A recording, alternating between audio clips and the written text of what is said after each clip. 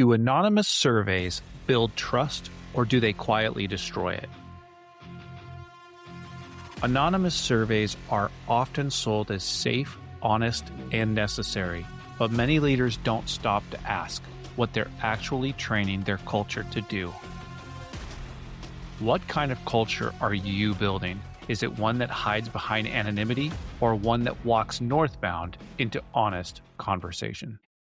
Hey everyone, welcome back to the Northbound Podcast. I'm Chris, your host, and today we're talking about anonymous surveys. And I have been in many organizations where that is something that has been created. Maybe it's a box where people can put their feedback in there or something like that. And you know what? Anonymous surveys are not inherently evil, but they are often a shortcut that avoids the harder work of building trust, courage, and real communication. So let's talk about that today and go through it. And then at the end, I have a couple of questions for you to just think about going forward. Okay. So here's where we're going to start, is why organizations use anonymous surveys. And I want to acknowledge the good stuff first. And that is that they are designed to give people a voice. Many times they're coming from the best of intentions, and they can surface real issues that leaders may be blind to. In low trust environments, people will feel safer. They can be helpful in crisis, transition, or toxic cultures, and they're great in maybe some whistleblower type situations. But the thing is that anonymous surveys don't create honesty. They just reveal how much fear already exists. And so here are the dangers of anonymous surveys. It's one of the reasons that I don't promote them, I don't like them, and at Northbound, we have a different approach. And that is that anonymous surveys train avoidance, not courage. And so people learn to speak about their leadership, but not to their leadership.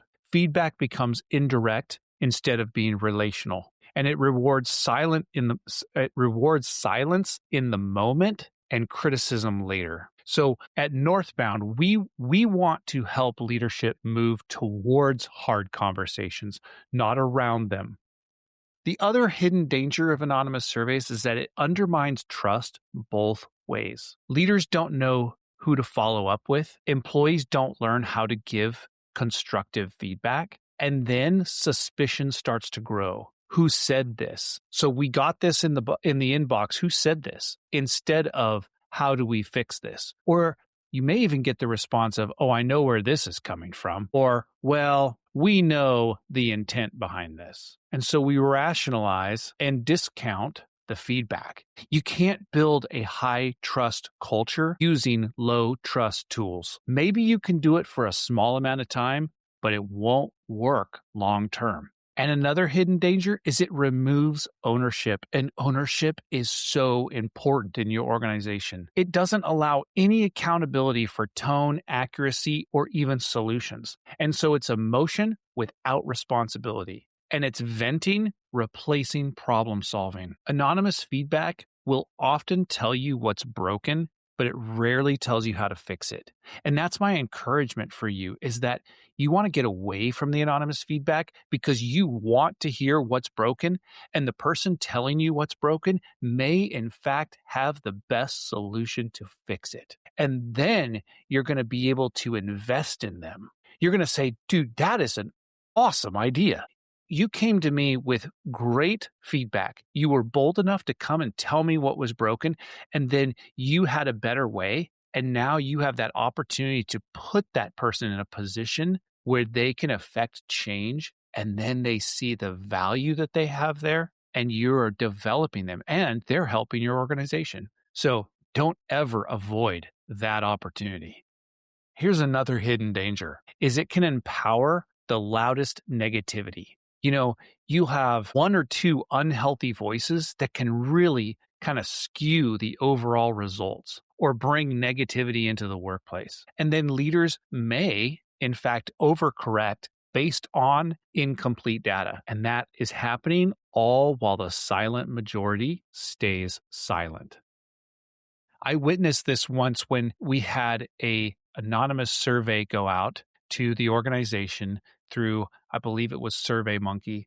I think and I don't remember all the details, but somebody was able to go on there and take the survey over and over and over and over again using different names, or not different names, but using different like accounts or whatever. And so it came back as we had multiple surveys, but it was all just one person trying to convince the organization that lots of people were in disagreement with the way it was going.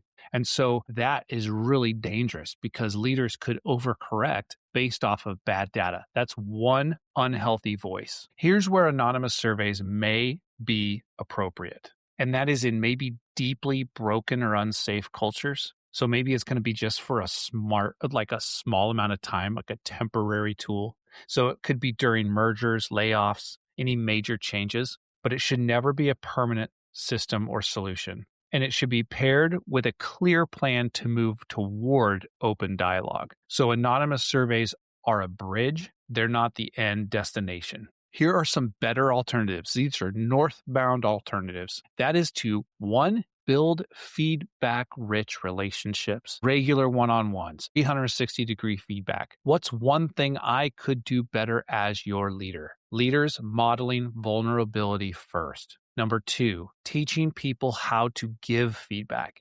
Feedback is a skill, not just a trait. Focus on behaviors and not character. Encourage solutions, not just problems. And then number three, make disagreement safe. Make it safe in real time. Publicly thank people who challenge you, as long as they're respectful. Thank people who challenge us respectfully. Never punish honesty. And always come back, follow up, close the loop. Here's what we heard. Here's what we're doing. Here's how we're moving forward. At Northbound Solutions, we are about elevating your team through Christ-centered leadership.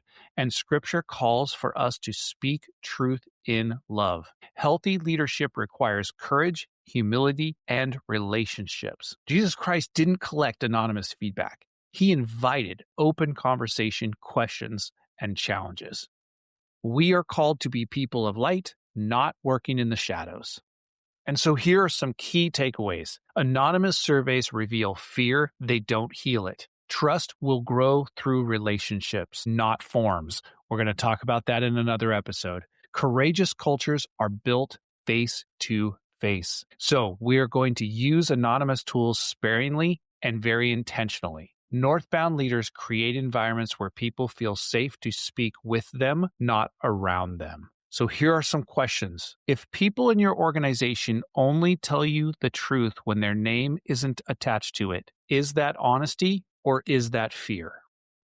Another question. If your team needs an anonymous survey to tell you the truth, what does that say about your culture? Northbound leadership doesn't avoid hard conversations. We move towards them.